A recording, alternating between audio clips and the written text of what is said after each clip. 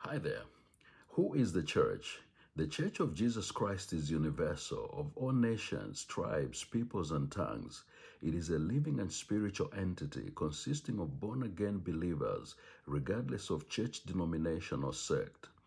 Apostle John wrote, "After these things I looked, and behold, a great multitude, which no one could number, of all nations, tribes, peoples, and tongues, standing before the throne and before the Lamb, clothed with white robes, with palm branches in their hands, and crying out with a loud voice, saying, Salvation belongs to our God, who sits on the throne, and to the Lamb."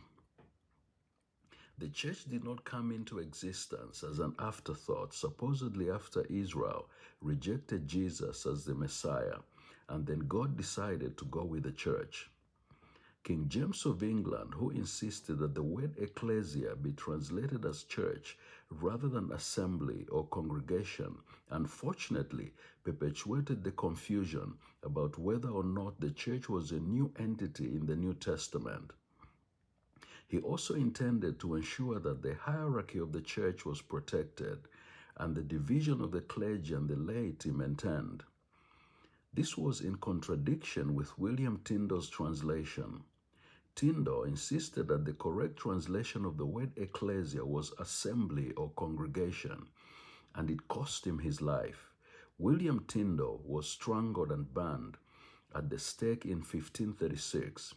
He suffered a brutal and fatal fate by defying the church authority of his time.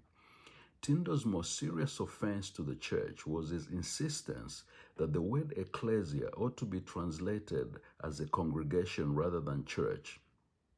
He stated, "This word church hath diverse or many significations." He then set out three different understandings of what the word church means, namely, the building, the clergy, and a congregation, a multitude or company gathered together in one of all degrees of people. Tyndale concluded that the third understanding, which carried the sense of collectivity and communicated ecclesia as a congregation rather than a physical building or hierarchy of bishops and priests. Tyndale, like other reformers such as Martin Luther, believed that the invisible church of the faithful in Jesus Christ was the only true church.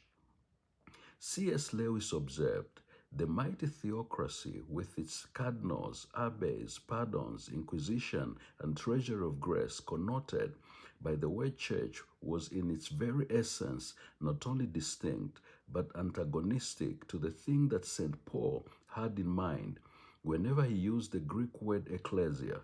More, on the other hand, believed with equal sincerity that the church of his own day was in essence the very same mystic body which St. Paul addressed."